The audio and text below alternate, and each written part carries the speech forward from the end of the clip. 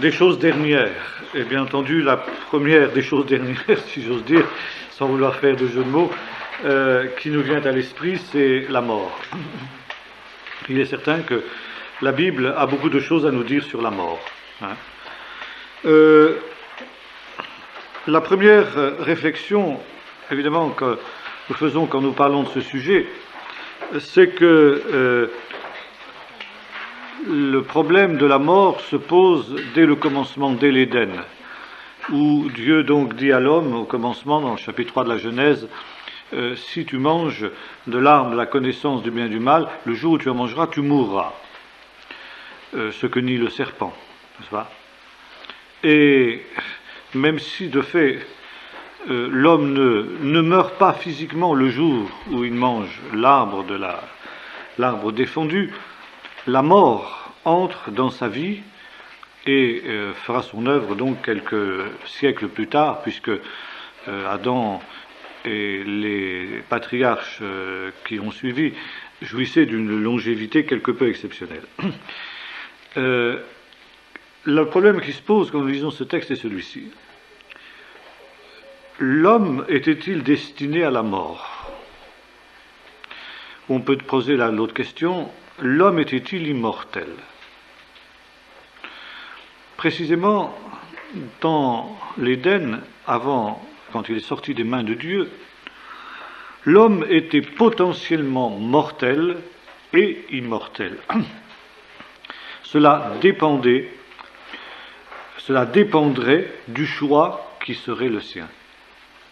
En tant qu'être libre, l'obéissance au commandement de Dieu, comme toute la Bible le rappelle, notamment justement la fin du livre du Deutéronome, n'est-ce pas?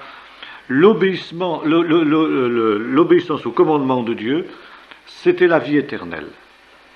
La désobéissance au commandement de Dieu, c'était la mort. Et ça reste.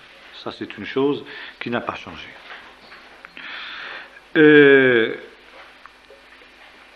L'homme, donc, avait ces deux potentialités en lui. Dans son être physique, il était fragile, il était formé de la poussière de la terre, et par conséquent, potentiellement, il pouvait retourner dans la poussière de la terre. Mais, parce qu'il avait en lui le souffle du Dieu vivant, il était aussi destiné à transcender justement la destinée terrestre, si l'on peut dire.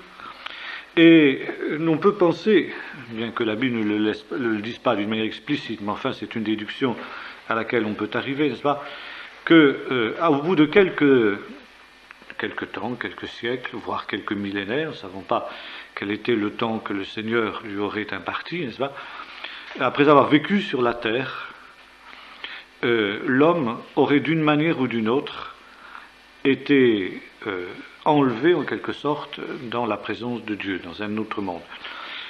Il ne semble pas, quand nous lisons l'Écriture, que l'homme était de toute façon destiné à vivre éternellement sur la terre. La raison qui nous permet de conclure cela, c'est que l'homme était destiné à se reproduire. C'est le premier commandement qu'il reçoit de Dieu avant la chute. Et c'est pourquoi il est faux de prétendre, comme l'ont fait un certain nombre de théologiens catholiques, et certains continuent à le faire, il est faux de prétendre que la sexualité était la conséquence de la chute, et même certains vont jusqu'à dire que le péché de l'homme, l'art de la connaissance, c'était justement la relation sexuelle. Au début, n'est-ce pas, Dieu crée l'homme et la femme sexués, c'est donc destiné à avoir des relations sexuelles en dehors de la question de la chute. Et Dieu leur dit, soyez féconds, multipliez, remplissez la terre et assujettissez-la, indépendamment justement du choix qu'ils allaient faire, n'est-ce pas, dans un sens ou dans un autre. Il est un fait, n'est-ce pas, c'est que l'homme et la femme ne rempliront ce commandement qu'après la chute. Ils ne procréeront qu'après la chute. Ce qui d'ailleurs amenait certains sages juifs à dire que ce faisant, ils ont désobéi à l'ordre de Dieu, que l'ordre de Dieu aurait été qu'ils le fassent beaucoup plus tôt. Bon, ça, rien ne permet de nous le dire, nous constatons le fait simplement, n'est-ce pas? Bien. Mais le fait que, précisément, l'homme et la femme avaient ordre de se reproduire, c'est que précisément, dans la vocation première qui était celle de l'homme dans son être à la fois physique et spirituel, il n'était pas destiné à vivre éternellement sur la terre. Que se serait-il passé donc si l'homme n'avait pas péché? D'abord, premièrement, évidemment, les conditions de vie sur la terre auraient été infiniment autres.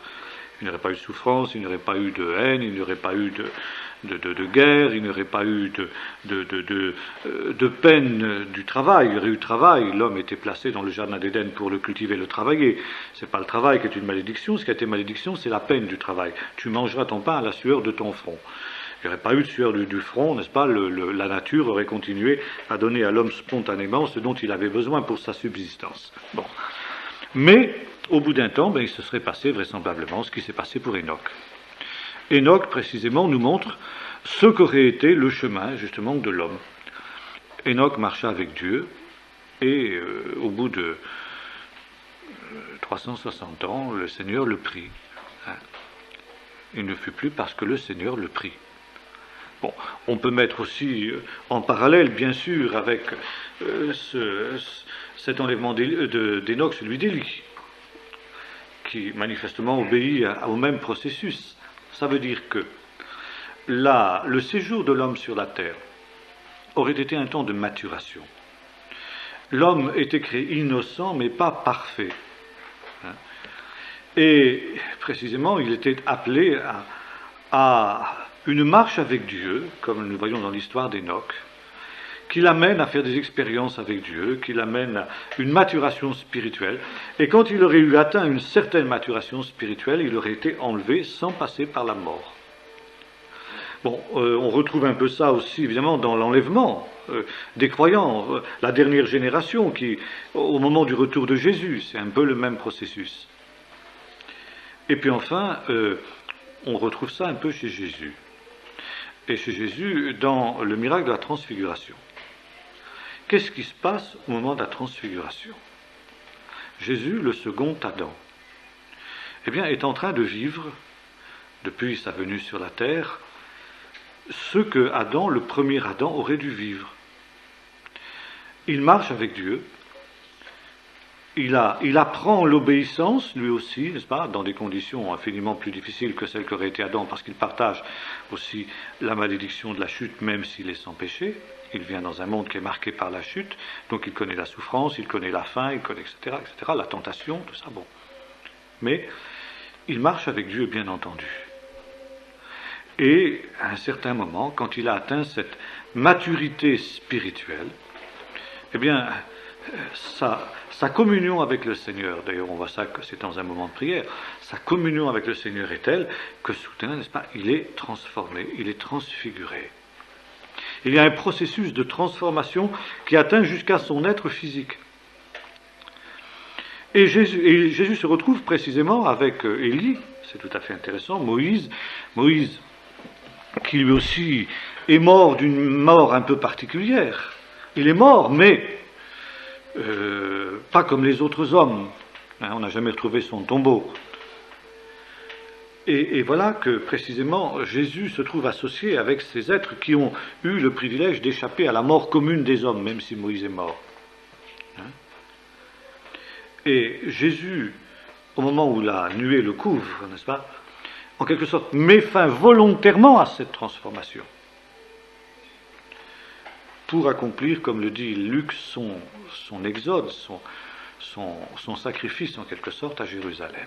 Mais si Jésus n'avait pas mis fin volontairement à ce processus de transformation de son corps, on peut penser qu'à ce moment-là, il aurait été enlevé comme l'ont été Élie, comme l'ont été Enoch, et comme le seront les croyants au dernier jour, même si pour ce qui est de ces derniers, ça se fera en un espace d'un clin d'œil, comme dit l'apôtre Paul. Donc, si vous voulez, l'homme n'était pas éternel sur la terre, mais il était appelé à l'immortalité. Appelé à l'immortalité, ça veut dire qu'il n'était pas automatiquement immortel. Et parce que, justement, il n'a pas répondu à la vocation de Dieu, il a connu la mort. Alors, il y a un autre problème qui se pose, et ça, c'est très difficile de résoudre, on n'a pas de données véritablement bibliques à ce sujet. Est-ce que, en quelque sorte, ce faisant, l'homme connaît le sort des animaux? Certains textes de l'Ecclésiaste laisseraient supposer. Et certains textes de l'Ecclésiaste nous disent que l'homme, finalement, connaît le sort de la bête. Et ça veut dire il meurt. Il meurt comme l'animal. Bon. Les animaux étaient-ils mortels ou immortels? Il semble, mais là on ne peut pas être affirmatif. Au commencement, les animaux étaient mortels. Et c'est le fait qu'ils sont des animaux qui veut justement qu'ils soient mortels. Et c'est le mot que Paul emploie quand il parle du corps. Du corps humain, il dit, il est semé animal, hein, le corps. Il y a quelque chose d'animal dans l'homme, dans le corps humain.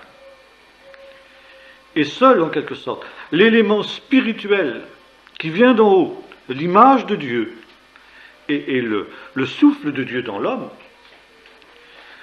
aurait fait qu'il échappe au sort des animaux.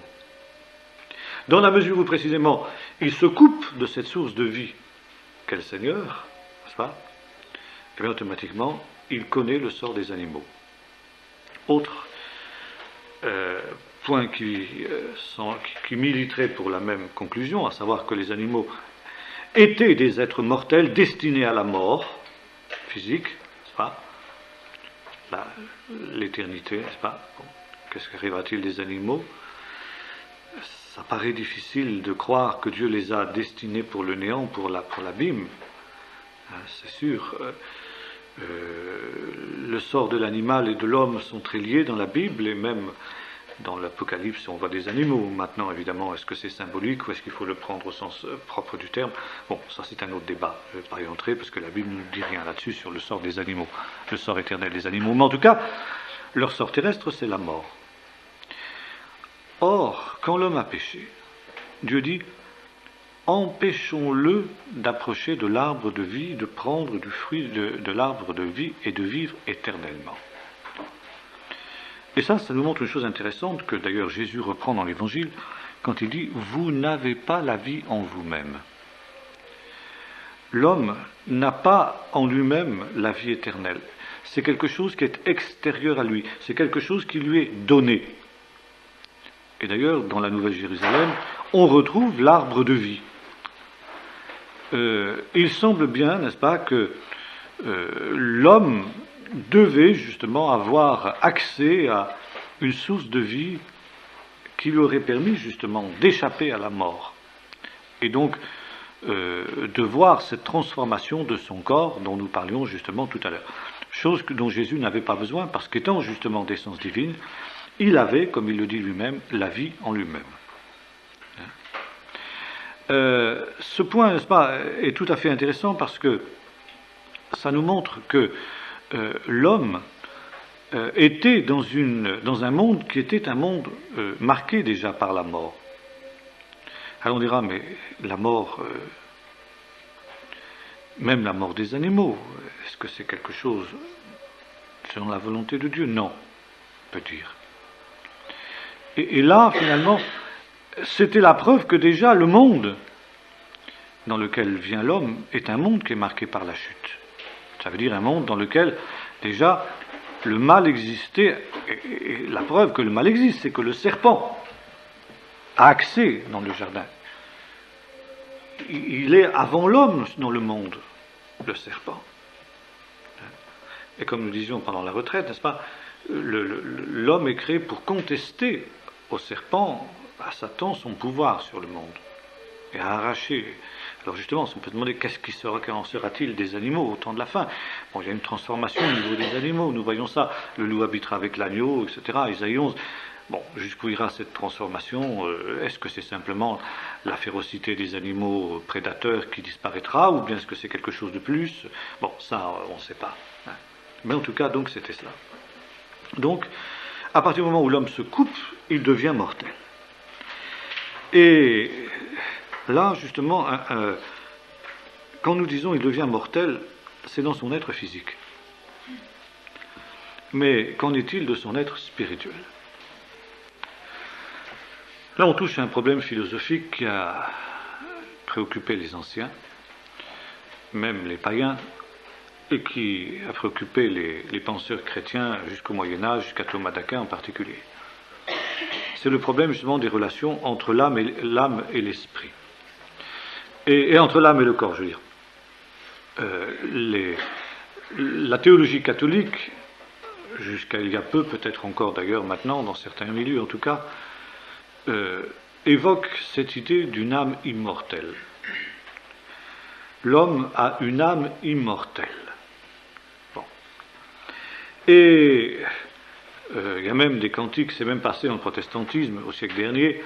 Il y a un cantique pour enfants, notamment, qu'on ne chante plus guère, et c'est une bonne chose parce qu'il n'est pas exact théologiquement, qui dit ceci. Et lorsque notre âme immortelle vers Dieu s'envolera, chose comme ça. Bon. Là, on est en plein justement dans la philosophie grecque, et on est en plein dans une philosophie qui n'est pas une vision biblique. Nous sommes dans le platonicisme. Platon, philosophe grec très célèbre, posait comme principe qu'il y avait à la fois le monde matériel et le monde spirituel, c'est-à-dire, dans son langage, le monde immatériel.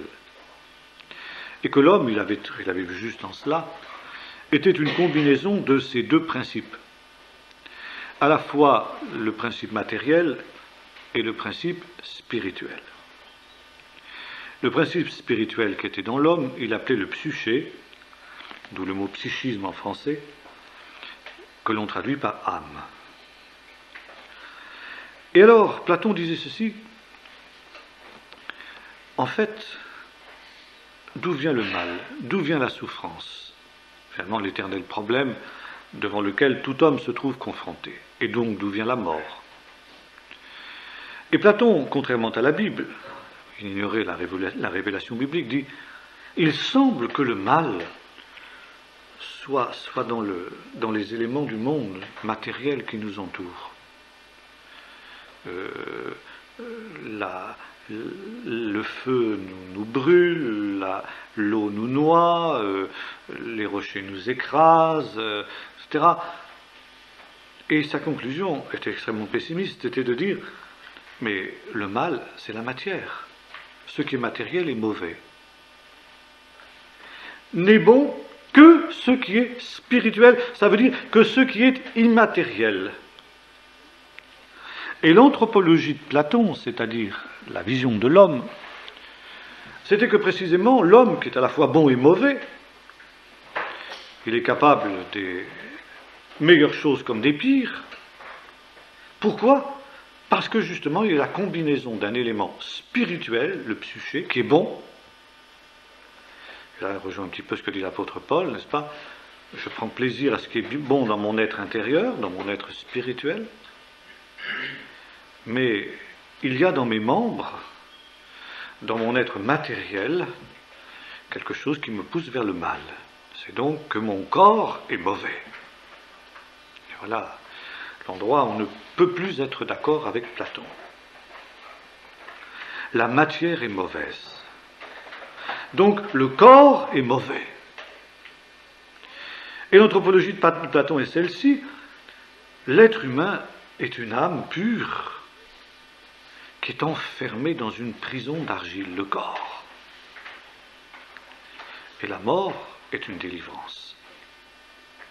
Par la mort, l'âme est libérée de sa prison corporelle, matérielle, et rejoint dans les lieux célestes les purs esprits, le monde des purs esprits.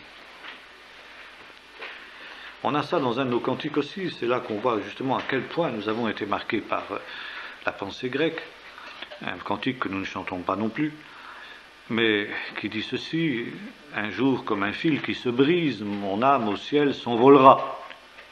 Alors on reprend exactement les termes de Platon. Au lieu d'une prison d'argile, mon corps, prison d'argile, Dieu m'offre un palais radieux, alors je verrai face à face celui qui m'a sauvé par grâce, etc. On est en pleine hérésie, mais ce n'est pas tout à fait de la faute de ceux qui ont écrit ce cantique, Parce que c'est exactement la doctrine qu'ont reprise les pères de l'Église, notamment saint Augustin. Saint Augustin qui était platonicien. Et vous trouvez déjà dans le Nouveau Testament cette conception contre laquelle, par exemple, l'apôtre Paul va s'élever. Et vous connaissez le fameux texte d'un Corinthiens 15 sur la résurrection. Paul s'en prend à des Corinthiens, donc des Grecs, qui niaient la résurrection. Pourquoi ? Parce qu'ils étaient influencés par Platon. Ce qui ne veut pas dire, bien entendu, que les esclaves qui s'étaient convertis au christianisme à Corinthe connaissaient Platon par cœur. Non. Mais le platonicisme était quelque chose qu'ils respiraient avec l'air du temps. Et alors c'était cette même idée, puisqu'on la retrouve dans le christianisme jusqu'à nos jours, une prison d'argile. Si mon corps est une prison d'argile, eh bien, quand la mort m'en délivre, alléluia, qu'est-ce que je vais avoir besoin ? De retrouver un corps. Qu'est-ce que je vais avoir besoin ? Une résurrection corporelle me remettrait dans cette prison. Et les Corinthiens disaient, vie éternelle, survie de l'âme après la mort, oui, résurrection, non. Et ça, dans tout un milieu chrétien, encore aujourd'hui, vous avez ça. N'est-ce pas ? À quoi bon ressusciter, puisque le corps c'est mauvais, puisque la matière c'est mauvais. À la mort, je rejoins le monde spirituel. Mon âme est immortelle. Et ça, c'est Platon qui le dit. Il n'y a aucun texte dans l'Évangile qui le dit. Par conséquent, qu'est-ce que j'ai à me préoccuper d'une résurrection qui me remettrait dans une prison d'argile ? Bon, maintenant ça va plus loin, cette hérésie-là. Car si mon corps est immortel, mon corps est de toute façon une prison d'argile, une demeure provisoire, que sais-je encore, et que la chose importante, c'est mon âme immortelle. Je peux faire de mon corps ce que je veux. Si je vis dans l'immoralité, si je vais avec des prostituées, comme c'était le cas pour un certain nombre de gens de Corinthe, qu'est-ce que ça peut faire ? Puisque de toute façon, mon corps sera détruit par la mort. L'essentiel, c'est mon âme, le principe spirituel. À l'inverse, vous avez ceux qui tombent justement dans l'autre extrême, disent, puisque mon corps est mauvais, eh bien, il faut que je le détruise déjà, en quelque sorte. On ne va pas jusqu'à imaginer le suicide. Mais ce corps qui empêche l'âme de s'épanouir, il faut que je le dompte. Il faut que je le mortifie. Et ça, c'est tellement ancré dans le christianisme, mais ça vient des Grecs, qu'on trouve ça dans un certain nombre de règles monastiques. Il faut se flageller, il faut porter le cilice, il faut jeûner, il faut vivre à la dure. Vous avez les moines de l'Athos, certains ermites qui vont vivre tout seuls au sommet d'une caverne, on leur montre 2 fois par jour un peu de pain et un peu d'eau, etc. Et puis ils ne voient jamais personne. Bon, c'est déjà détruire le corps pour que l'âme vive. Et voyez-vous, cette conception dualiste, parce que c'est ce qu'on appelle le dualisme, eh bien, elle a 2 conséquences opposées, diamétralement opposées. Ou bien ce qu'on appelle justement l'antinomisme, ça veut dire l'absence de loi, je vis n'importe comment, puisque de toute façon mon corps est destiné à périr. Je peux faire de mon corps ce que je veux. Et ça, c'est la doctrine des Nicolaïtes, c'est exactement ça, leur doctrine telle qu'elle est condamnée dans les premiers chapitres de l'Apocalypse. Ou au contraire, l'ascétisme, qui est condamné par l'apôtre Paul dans les Colossiens. N'est-ce pas ? Alors Paul dit ceci, non, tout ça, ça colle pas. Parce qu'il y a un autre problème. D'où vient l'âme ? Or, dit Platon, l'âme, elle est éternelle.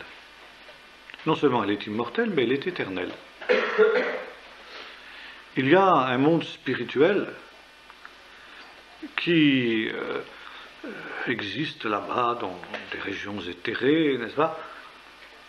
Et finalement, quand un être humain naît, eh bien, la divinité prend une de ses âmes préexistantes et la met dans ce corps. N'est-ce pas? Et après la mort, eh bien, l'âme retourne dans son lieu primitif, le lieu d'où elle est sortie. D'où elle est sortie. Alors finalement, on peut dire, mais à quoi bon la vie? N'est-ce pas? Et un homme comme saint Augustin, par exemple, croyait à cette doctrine. Dieu a créé depuis le commencement, il ne croyait pas à l'éternité des âmes, mais il croyait à la création des âmes au commencement. Dieu a créé X âmes, l'âme de tous les hommes qui vivront un jour sur la terre. Et quand quelqu'un est né, eh bien Dieu prend cette âme et pouf, il la met dans le corps qui est ainsi conçu. Bon. Alors, ça reste fort dans la conscience chrétienne. Et ça nous a joué des tours considérables, parce qu'on se retrouve toujours entre ces deux pôles opposés, soit l'extrême ascétisme, et on retrouve l'idéal du Moyen-Âge, l'ascétisme du Moyen-Âge, et aujourd'hui on trouve l'inverse. L'immoralité, les Nicolaïtes, la doctrine des Nicolaïtes. Vous comprenez? Or, que nous dit la Bible? Elle nous dit, c'est l'être humain tout entier qui est une âme, à la fois dans son être spirituel et dans son être physique. L'homme est un tout. On ne peut pas le découper en rondelles de saucisson, une partie spirituelle et une partie matérielle. Et le prophète Ézéchiel nous dit ceci, l'âme qui pêche, c'est celle qui mourra. Ça veut dire, l'être humain, Dieu souffle dans le corps de l'homme, fait de la poussière de la terre un souffle de vie, un esprit de vie, et il devient une âme vivante. Une âme vivante. Ça veut dire un être à la fois spirituel et matériel. C'est ça l'âme. Et l'âme, le principe spirituel de l'homme, eh bien, fait un avec son corps. Hein? Et c'est pourquoi, justement, notre âme est inséparable de notre corps. Ce que nous faisons de notre corps, la Bible ne parle pas d'âme dans ce sens-là, elle parle d'esprit. Hein? Ce que nous faisons de notre corps aura des influences sur notre destinée éternelle, sur notre esprit, parce que l'esprit réagit sur le corps et le corps réagit sur l'esprit. D'ailleurs, la psychologie, la psychiatrie moderne l'a démontré, a découvert ça. Cette grande influence du corps sur l'âme, par exemple, tout le domaine des maladies psychosomatiques, dis bien ce que ça veut dire, n'est-ce pas? Psyché, l'esprit, hein, l'âme, et soma, le corps. Des maladies qui vient de ce que l'esprit est malade, et automatiquement, parce que l'esprit est malade, le corps l'est aussi. Hein, c'est ça, Olivier? Bon. Donc, l'être humain est un tout. Et parce que l'être humain est un tout, eh bien, l'immortalité de l'âme, c'est l'expression que la Bible n'emploie jamais, c'est l'immortalité de l'être tout entier. Ça veut dire c'est aussi l'immortalité du corps. Ça veut dire il faut la résurrection du corps. Vous comprenez? Et c'est ce que Paul démontre aux Corinthiens. Il dit non, c'est pas vrai cette histoire. Il n'y a pas d'un côté l'âme et de l'autre côté le corps.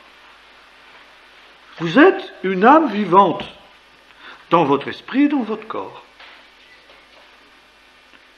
Si votre corps meurt, l'âme meurt. Et le prophète Ézéchiel le dit, l'âme qui pêche est celle qui mourra, ça veut dire l'âme meurt, ça veut dire l'être humain meurt. Et pour qu'il revive, il faut que le corps revive. Il faut une résurrection des corps. Nous aurons l'occasion d'y revenir quand nous parlons de la résurrection. Alors, c'est le corps, quoi? Comment le corps ressuscite-t-il? C'est la question que posent les Corinthiens. Eh bien, justement, l'apôtre Paul dit ceci, c'est très intéressant. Il fait une différence entre ce qu'il appelle le corps animal, comme nous disions tout à l'heure, et le corps spirituel. Alors, voyez-vous, des gens comme saint Augustin, comme saint Thomas d'Aquin, disent, vous voyez, le corps spirituel, c'est spirituel tout ça. Alors, ils ne se comprennent pas ce que ça veut dire le mot spirituel dans la Bible. Spirituel, nous sommes toujours conditionnés par la pensée grecque, et quand nous disons spirituel, nous pensons immatériel. L'homme de la Bible ne réagissait pas du tout comme ça. Spirituel ne veut pas dire obligatoirement immatériel. Ça peut vouloir dire ça. Dieu est esprit, ça veut dire qu'il n'est pas matériel.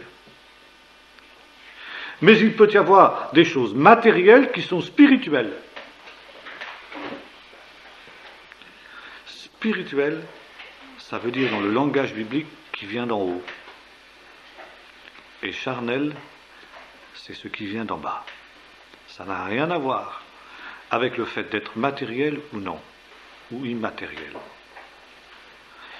Le matériel ou l'immatériel, c'est secondaire. Ce qui est important, c'est ce qui vient d'en haut ou ce qui vient d'en bas. Ce qui vient de Dieu ou ce qui vient du monde terrestre, en quelque sorte. Le corps actuel de l'homme est qualifié d'animal, de terrestre aussi, dira l'apôtre Paul dans le même texte. Ça veut dire pour eux, lui, c'est synonyme, terrestre ou charnel. Il est terrestre en ce sens que précisément il est marqué par la chute, il est marqué par le péché. Il n'est plus spirituel. Mais il était appelé à être spirituel. Quand Jésus ressuscite, il a un corps spirituel. Et pourtant bien matériel. Et c'est justement l'illusion que Jésus veut, en quelque sorte, dissiper chez les disciples. On dit c'est un fantôme, donc c'est un être immatériel. Je dis mais c'est pas vrai. Un fantôme n'a ni eau ni chair comme vous voyez que j'ai. C'est bien moi, touchez-moi. Matériel. Tellement matériel que Jésus mange. Non pas parce qu'il a besoin de manger, mais pour montrer qu'il est capable de manger. Et pourtant ce corps, bien matériel, qui porte les marques des blessures qui lui ont été infligées, eh bien ce corps apparaît, disparaît, il passe entre les murs, il passe entre les linges dans lesquels il avait été enveloppé au moment de l'ensevelissement, il monte au ciel, etc. C'est un corps spirituel, c'est un corps qui vient d'en haut, c'est un corps qui ne peut plus mourir, c'est un corps qui n'est plus sujet justement aux contingences de ce monde-ci. Et quand nous ressusciterons, dit l'apôtre Paul, nous revêtirons un corps spirituel. Ça ne veut pas dire immatériel, ça veut dire un corps qui viendra d'en haut. Et dans l'Apocalypse, nous voyons une terre nouvelle, nous voyons la Jérusalem nouvelle qui descend du ciel. C'est une terre et c'est une Jérusalem spirituelle parce qu'elle vient d'en haut, mais bien matérielle. Alors voyez-vous, ça c'est très important de le dire. C'est l'être tout entier de l'homme qui est touché par la mort. Tout comme c'est l'être tout entier de l'homme qui sera touché par la résurrection. Alors, l'âme de l'homme, lui vient-elle, comment lui vient-elle? Au moment de la conception de l'homme, eh bien, son être spirituel naît avec lui. Il n'y a pas de préexistence des âmes. Ça, c'est une sottise qui nous vient des Grecs, par l'intermédiaire des pères de l'Église. N'est-ce pas? Alors, maintenant, quand l'être humain meurt, n'est-ce pas? D'ailleurs, une chose aussi qu'il faut dire, c'est que la Bible nous dit que Dieu seul possède l'immortalité. Et c'est pourquoi dire qu'une âme est immortelle, c'est une absurdité totale. Dieu seul possède l'immortalité. Bon. Alors, il n'existe pas avant le corps, par nature, une âme qui serait bonne et immortelle. Et c'est tout l'être de l'homme qui est marqué à la fois par l'image de Dieu, c'est-à-dire ce qu'on peut appeler ce qui est bon dans l'homme, ce que les théologiens juifs appellent le Yotzer HaTov, la tendance vers le bien, et puis la tendance vers le mal qui lui vient alors là de l'adversaire, qui lui vient du péché. N'est-ce pas ? Et alors, l'âme n'est ni préexistante ni divine, parce que ça aussi c'était ce qu'enseignait Platon. L'âme est non seulement préexistante, mais elle est aussi divine, d'essence divine. Non. Et là, nous sommes aussi aux antipodes du panthéisme et comment ça s'appelle, le nouvel âge, n'est-ce pas ? L'âme humaine est l'image de Dieu, l'être humain est l'image de Dieu, mais n'est pas Dieu, n'est pas d'essence divine. La théologie orthodoxe, qui est marquée aussi par la philosophie grecque, dit que le processus de rédemption est un processus de divinisation. Et que la rédemption opérée par le Christ provoque une divinisation de l'homme. C'est anti-biblique. L'homme reste homme et Dieu reste Dieu. Il y a une infinie distance entre l'homme et Dieu. Mais c'est vrai qu'il y a une communion possible entre l'homme et Dieu parce que l'être de l'homme, l'âme de l'homme, si vous voulez, l'être de l'homme est l'image de Dieu. Alors, maintenant, ceci dit, il y a pour les justes et pour les injustes une survie de l'homme dans l'au-delà.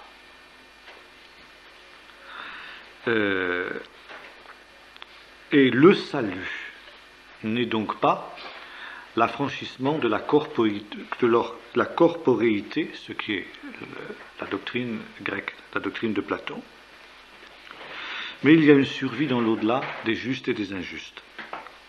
Par exemple, Jésus, citant le texte de la révélation de Dieu à Moïse, où Dieu dit « Je suis le Dieu d'Abraham, d'Isaac et de Jacob », dit le fait que Dieu dise « Je suis le Dieu de ces gens-là » prouve que pour lui, Abraham, Isaac et Jacob sont vivants.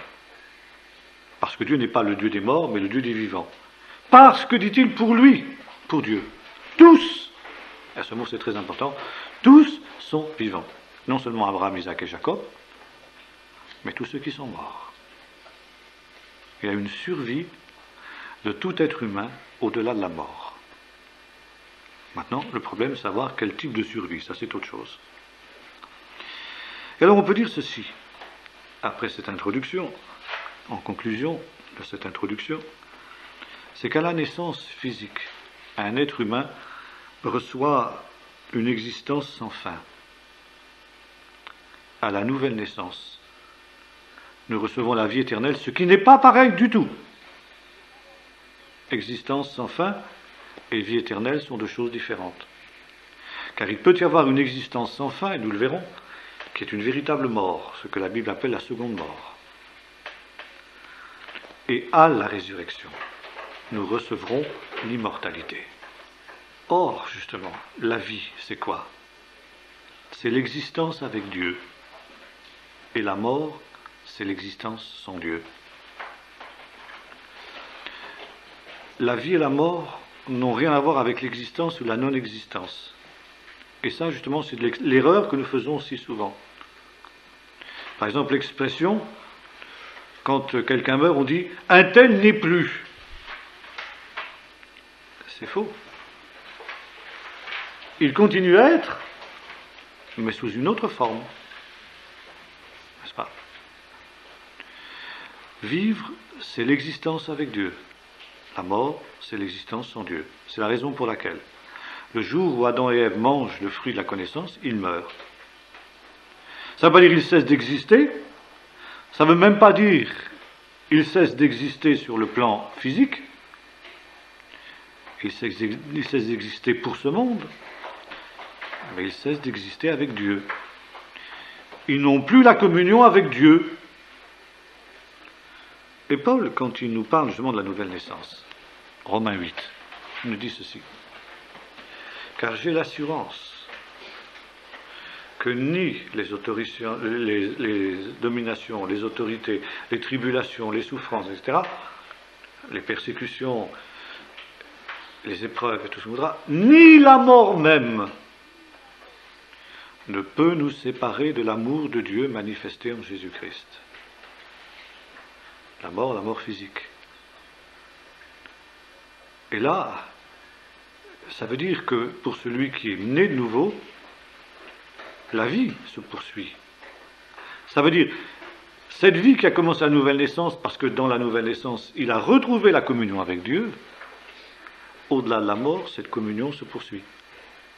Mais celui qui n'est pas né de nouveau, qui n'a donc jamais eu de communion avec Dieu, il continue à exister, mais il continue à exister dans la mort dans laquelle il a vécu. Paul dit à Timothée qu'il y a certaines veuves qui sont mortes, quoique vivantes. Ça veut dire quoi? Ça veut dire que vivant loin de Dieu, elles ont une vie terrestre, physique, mais aucune vie spirituelle. Et que déjà, finalement, ce que sera leur destinée éternelle est inscrit pour elles dans ce monde-ci. N'est-ce pas? Alors, finalement, nous arrivons à notre deuxième point. Qu'en est-il de la mort et des morts? Bon. Certains textes, et ça c'est très important de préciser, nous présentent la mort comme un sommeil. Jean 11, verset 11, Lazare, notre ami, dort, je vais le réveiller. Par exemple, il y en a de nombreux autres. Et à cause de cela, certains ont prétendu que, au moment de la mort, l'être humain sombre dans l'inconscience du sommeil, jusqu'à la résurrection. D'autres textes, nous en allons voir dans un instant, s'inscrivent en faux contre cette affirmation. Alors diront cela, et c'est notamment les adventistes, les témoins de Jéhovah et tous ceux qui sont un peu dans cette lignée-là, pourquoi la Bible nous dit-elle que la mort est un sommeil? Je crois que là c'est très simple, parce que de fait, n'est-ce pas, quand quelqu'un est mort, il paraît dormir. La mort, plutôt le sommeil, c'est une inconscience un petit peu au monde qui nous entoure, et de fait, la mort, justement, c'est l'inconscience au monde, être absent au monde. Bien. Je crois que c'est tout ce que la Bible dit, c'est une manière poétique, en quelque sorte, imagée ou figurative de parler de la mort. Bon. Le texte de 2 Corinthiens 5, verset 1, nous parle de la mort comme de la destruction de ce que Paul appelle la demeure terrestre. Luc 12, verset 20, nous dit ceci, vous savez, dans la parabole du mauvais riche, insensé, cette nuit ton âme, vous pourrez traduire par ton être te sera redemandé. Et enfin, la Bible nous dit que la mort est l'effet par lequel se manifeste le péché et qui est le dernier effet qui sera détruit justement pour que nous soyons pleinement sauvés. Jésus, par contre, a aboli la mort et mis en évidence la vie et l'immortalité, ça veut dire il a rendu la mort sans effet. De telle sorte, nous dit l'apôtre Paul, que la mort devient une porte de vie pour les croyants. Et Paul dira par exemple aux Philippiens, mourir m'est un gain parce que Christ est ma vie.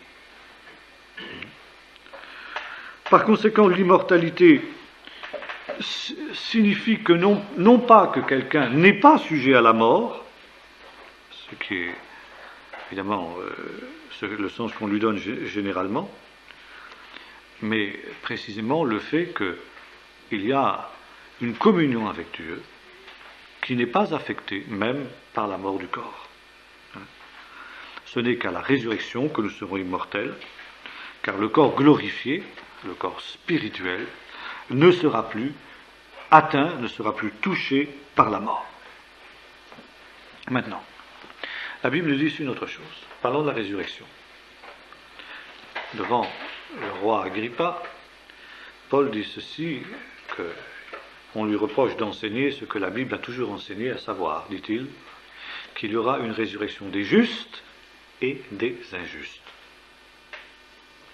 non seulement les justes seront ressuscités, mais les injustes eux-mêmes le seront.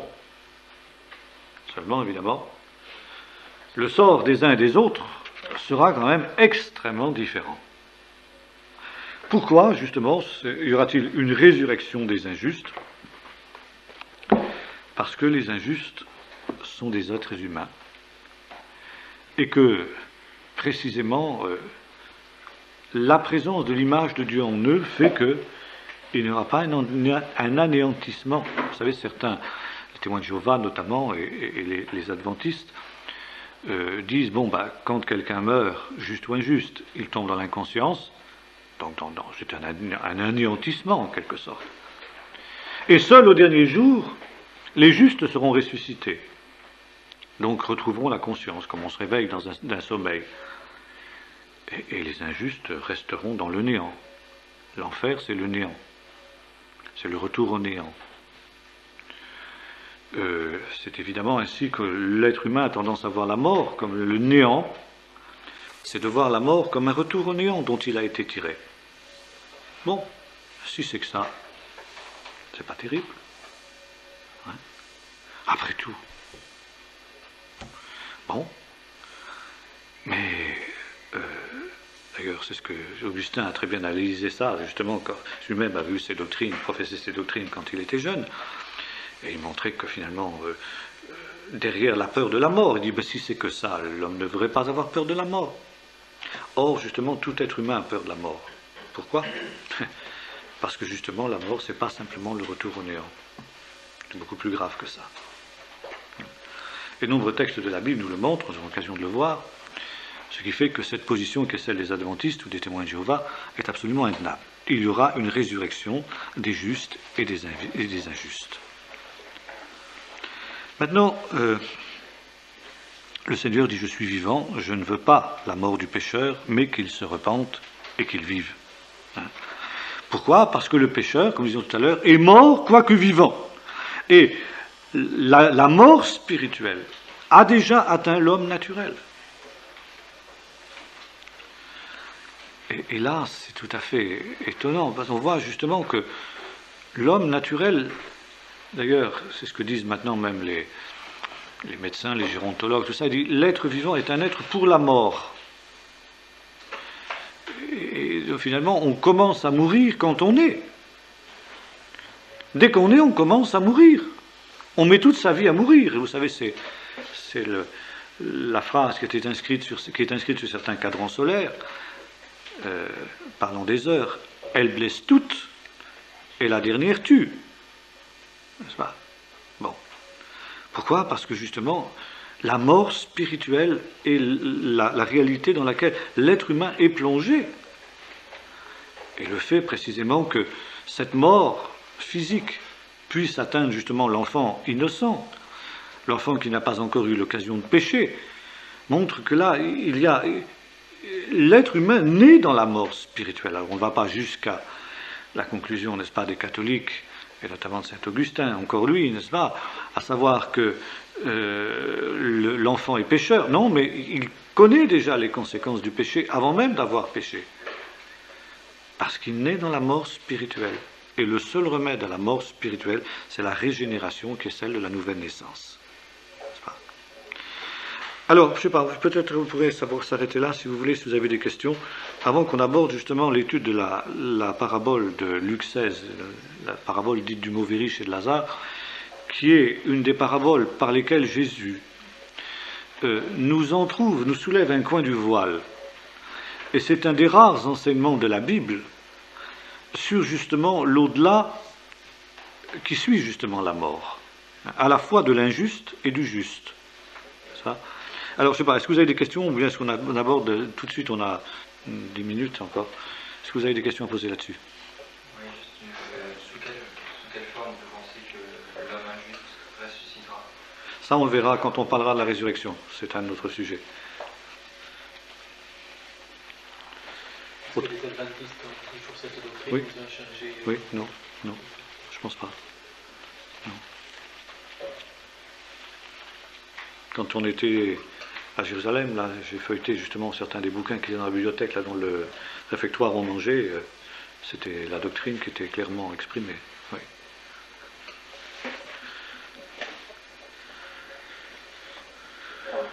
Autre question? Qu'est-ce qu'il veut dire dans l'utilisation du texte, comment le texte en tête, quand on dit que le fil de sa vie de la vie est coupé, Oui, il y a des textes dans l'Ecclésiaste, de fait, n'est-ce pas, qui militeraient pour un anéantissement après la mort. Il n'y a plus ni connaissance, ni sagesse dans le séjour des morts où tu vas, les morts ne savent rien, les vivants savent qu'ils mourront, mais les morts ne savent rien, etc. Seulement, là, d'abord, il faut dire une chose. La première chose, c'est que la révélation biblique est progressive.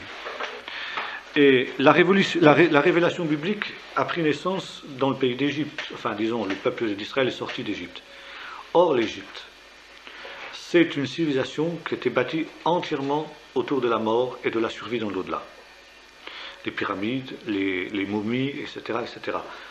Tout était centré sur le triomphe contre la mort, donc les spéculations sur la vie de l'au-delà. Et notamment, vous savez, l'idée du ka, justement, l'âme en égyptien, le ka c'est l'âme, hein, c'est-à-dire la partie spirituelle de l'être humain, qui est jugée en fonction de ses œuvres sur la terre. Et dans les bas-reliefs égyptiens, dans les tombeaux, on voit l'Anubis, le dieu de la mort, Osiris aussi, le principal dieu de la mort c'est Osiris, et Anubis c'est son adjoint en quelque sorte, le dieu chacal, la tête de chacal, qui pèse, qui procède à la pesée. Alors on voit le ka, n'est-ce pas, le mort représenté sous une forme plus petite, n'est-ce pas, qui est dans un plateau de la balance, et puis donc les péchés d'un côté, et bon, l'imagerie populaire qu'on retrouve jusque dans le christianisme aujourd'hui, ça nous vient de l'Égypte. On ne le sait pas, mais ça vient de l'Égypte. Or, justement, il y a une telle influence de cette vision de l'au-delà, n'est-ce pas, que l'Ancien Testament coupe radicalement. L'Ancien Testament ne parle pas de la mort, ni de l'après-mort. Il nous dit simplement ceci: Dieu est le Dieu vivant. Et par conséquent, tout ce qui touche au domaine de la mort est impur. Ça veut dire étranger à l'être de Dieu. Car Dieu étant l'être, étant la vie, la mort est son contraire. La mort, c'est l'anti-Dieu. Par conséquent, le peuple de Dieu est un peuple qui est appelé pour la vie. Sa destinée, la vie éternelle. La vie est la vie éternelle. Par conséquent, il doit s'éloigner de tout ce qui touche à la mort. Tout ce qui touche à la mort est impur. Toute spéculation sur la mort est interdite. Tout contact avec la mort, notamment par l'occultisme, par le spiritisme, des choses comme ça, est une abomination aux yeux de l'Éternel. Bon. Et c'est pourquoi la Bible nous dit qu'une seule chose, eh bien, c'est que Dieu est le Dieu de vie. Et on trouve des textes où le psalmiste dit, bon, c'est textes qui sont cités dans le Nouveau Testament: tu n'abandonneras pas mon âme dans ces jours des morts, tu ne te mettras pas que bon, etc. Tu me feras connaître les sentiers de la vie, les commandements de Dieu qui sont source de vie, qui sont arbres de vie, etc. Asaph, n'est-ce pas, le psaume 73, tu me recevras dans ta gloire, etc. Bon, donc là, il y a une survie après la mort, affirme l'Ancien Testament. Quelle est la nature de cette survie? Je ne sais pas. Et c'est interdit. C'est interdit d'essayer de chercher à savoir. Bon. À la fin de la période de l'Ancien Testament, Daniel est le premier à dire eh bien, que cette victoire sur la mort prendra la forme de la résurrection. Une résurrection des justes et des injustes. C'est à ce verset que Paul fait allusion, Daniel 12. Donc il y a une progression dans la révélation. Et avec le Nouveau Testament, évidemment, là, on va plus loin dans la révélation. La révélation est progressive, notamment justement sur ces choses de l'au-delà. Et c'est la raison pour laquelle on ne peut pas bâtir une doctrine de l'au-delà sur l'Ancien Testament. Et le judaïsme lui-même s'est trouvé confronté avec ce problème-là. Bon. Et alors, si on et c'est la raison pour laquelle, n'est-ce pas, les Sadducéens disaient il n'y a pas de résurrection, il n'y a pas de survie, même pas de résurrection, pas de survie après la mort. Et en quelque sorte, l'Ecclésiaste est sadducéen à sa manière, si j'ose dire. Et qu'est-ce qu'il nous dit quand il dit, eh bien, il n'y a pas de sagesse, de connaissance dans le séjour des morts où tu vas? Eh bien, il dit en quelque sorte tout simplement, je ne sais pas. L'Ecclésiaste, qui fait une réflexion humaine en quelque sorte, dit, je ne sais pas. Je sais que simplement que la vie humaine, à cause de la mort, à cause du problème de la mort, finalement, le livre de l'Ecclésiaste est une réflexion sur la mort. L'être humain, finalement, un peu ce que dit Pascal aussi dans, vous savez, son fameux texte des pensées sur le roseau pensant. Il dit, l'homme est un roseau. Il est rien du tout. Une montagne l'écrase, un souffle, n'importe quoi. Mais c'est un roseau pensant. Et l'Ecclésiaste part de la démarche inverse, il dit, mais l'être humain est un être extraordinaire, l'image de Dieu, etc. Il a la possibilité de construire, de penser, de réfléchir, etc. Et finalement, tout ça, ça ne sert à rien. Parce que, comme disait Staline, en dernier ressort, il n'y a que la mort qui gagne. Donc, la mort rend tout vain, inutile, éveille la vanité. Tout est vanité, puisque tout va dans le même lieu. Et si nous réfléchissons d'une manière entièrement humaine, ce qu'ont fait les philosophes existentialistes, la vie humaine n'a aucun sens. La vie humaine est absurde. À quoi bon? À quoi ça sert? À quoi ça sert tout le mal que l'homme se donne sous le soleil? Ça veut dire justement dans le domaine de la vie. Si en dernier recours, tout ça s'est anéanti.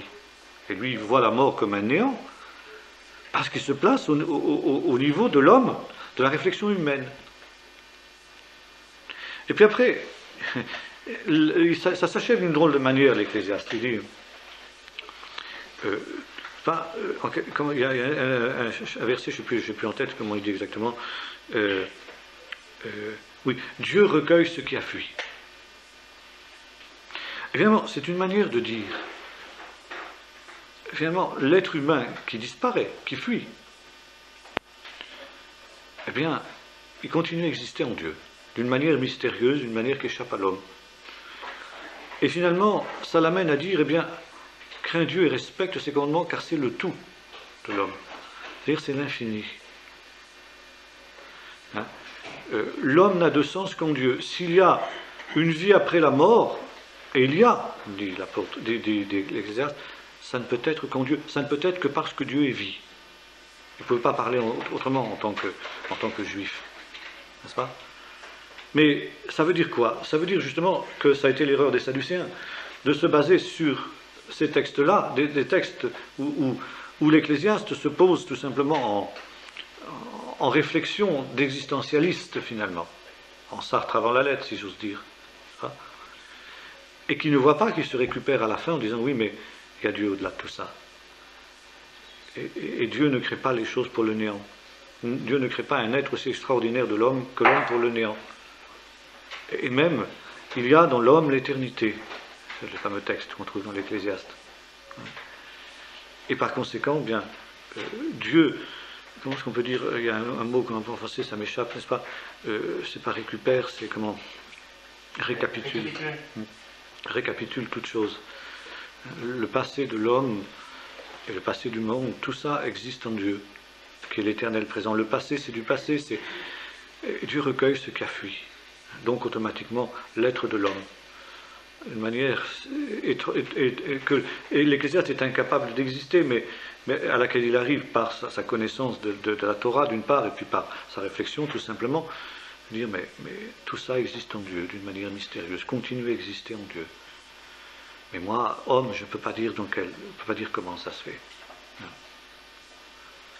C'est très intéressant de noter aussi que on parle d'hominisation, même dans une perspective évolutionniste qui n'est bien entendu pas celle de la Bible, mais enfin, les évolutionnistes parlent d'hominisation, ça veut dire on a affaire à des hommes quand des êtres enterrent leurs morts et leur font des offrandes. Bon, c'est puéril, on dira, on leur apporte à manger, on leur apporte des fleurs aujourd'hui, finalement c'est la même démarche, hein. À la Toussaint, on apporte des fleurs aux morts. Bon, c'est puéril. Mais si on fait ça d'une manière ou d'une autre, on offre aux morts, je sais pas moi, des objets divers, ben, c'est qu'on croit que d'une manière mystérieuse, le mort continue à vivre. C'est ça l'être humain. L'être humain, c'est, comme le dit l'Ecclésiaste, il a mis dans leur cœur l'éternité. On traduit parfois la pensée de l'éternité. L'intuition, en quelque sorte, l'intuition irraisonnée, voire même irraisonnable, qu'il y a une survie au-delà de la mort. Quand on ne croit plus ça, on n'est plus un homme. C'est ça que ça veut dire. Et finalement, même aujourd'hui, l'être humain, quand on est mort, quand on est bien mort, on a du mal à échapper à cette pensée. Hein. Voilà, ça c'est le... Alors c'est pour ça que là, on ne peut pas s'arrêter à des textes comme ça et puis les isoler de tout le contexte biblique. Ça a été l'erreur des Sadducéens. Autre question? En ce qui concerne l'unité de l'âme et du corps, de l'âme et l'esprit, qu'est-ce que vous pensez des phénomènes de ceux qui ont vécu des expériences de vie après la vie, où ils disaient, enfin, ces personnes disaient, je voyais mon âme quitter mon corps, etc. Oui, alors ça c'est le mot âme, c'est l'ambiguïté sur le mot âme. La Bible reconnaît qu'il y a une partie spirituelle et une partie matérielle dans l'homme. Elle appelle justement la partie matérielle corps et la partie spirituelle elle appelle esprit. Et l'âme c'est la combinaison des deux. Bon, alors aujourd'hui indifféremment, et la Bible, le Nouveau Testament fait un peu ça aussi quand même, fait parfois un peu, emploie le mot âme aussi dans le sens un peu d'esprit quelquefois. Ou alors quelquefois comme une partie de l'esprit étant une partie, bon enfin c'est... Il y a, si tu veux, dans le psychisme de l'homme, finalement, le Nouveau Testament emploie justement le mot âme dans le mot psyché, donc le psychisme, au sens où on l'emploie aujourd'hui, en psychologie moderne. Et disons, dans le psyché de l'homme, il y a un pneuma, il y a quelque chose qui est encore plus haut, en quelque sorte, que tout simplement un psychisme qu'il y a aussi chez un animal. D'ailleurs, le mot latin, animal, un être qui est animé, c'est-à-dire un être qui a une âme. Et les animaux ont une âme. Ils ont un psychisme. Même un animal primitif, un ver de terre, a un psychisme. Il réagit, il réagit à certains stimuli. Il a un psychisme primitif, mais il a un psychisme. Il a une âme. Alors le pneuma, l'esprit, c'est quelque chose qui va au-delà du simple psychisme, quoi. C'est ce qui permet justement, ce qui fait la différence entre l'homme et les animaux. Les animaux ont un psychisme et une âme dans ce sens-là, au sens du psychisme, et non pas au sens justement que lui donnaient les pères de l'Église ou que donnait Platon, soit, mais ils n'ont pas d'esprit. Ils n'ont pas la possibilité de réfléchir, de vouloir, une conscience morale ou des choses comme ça. L'esprit, c'est tout ça. Au-delà du psychisme. Et justement, c'est ce que nie aujourd'hui la psychologie moderne. L'être humain n'est qu'un psychisme. Un psychisme un peu plus perfectionné que celui des animaux, mais c'est la même nature. Tandis que la Bible dit non, il y a quelque chose de plus. Autre question?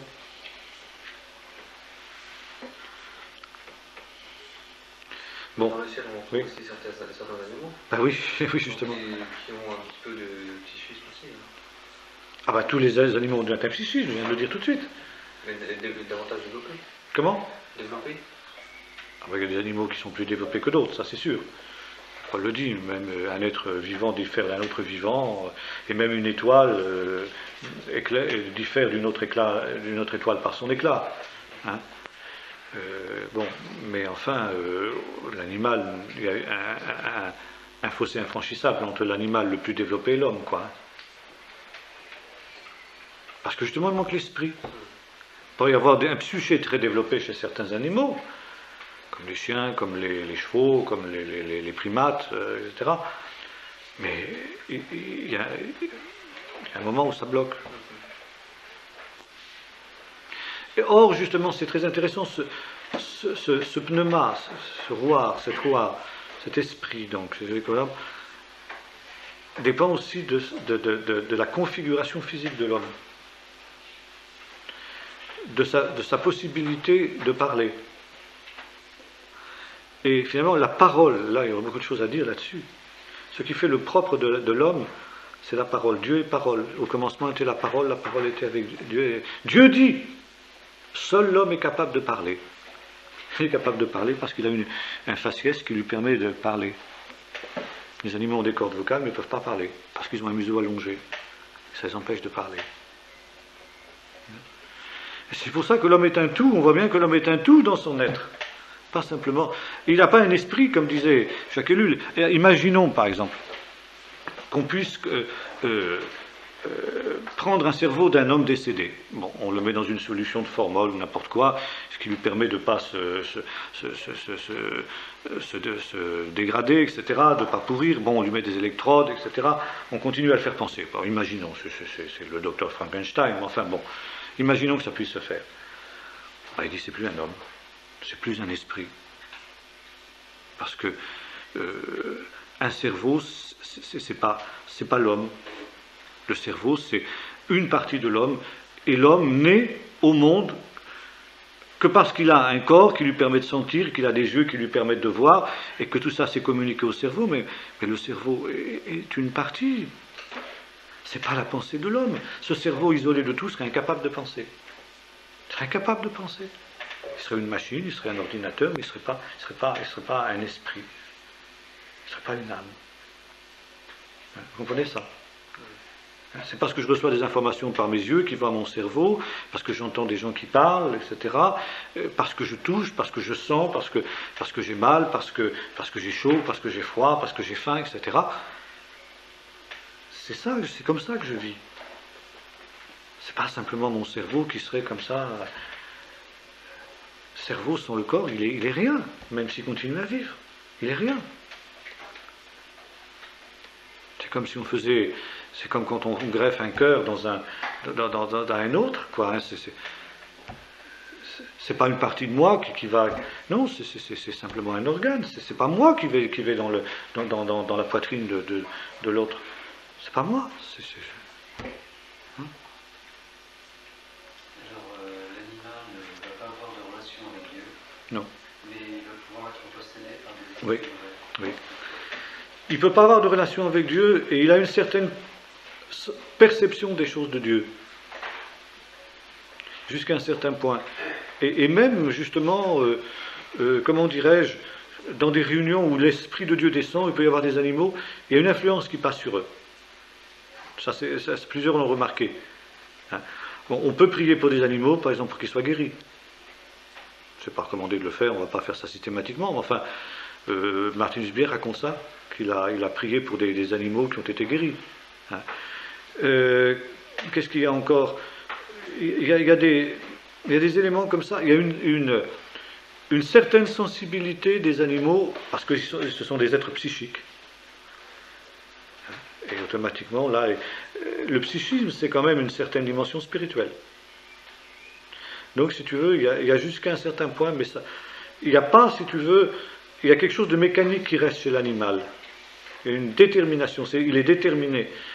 C'est comme un ordinateur jusqu'à un certain point. Ça, Descartes avait bien vu ça. Les animaux machines, bon, il systématisait trop, mais il y avait du vrai dans ce qu'il disait. Les animaux sont des machines.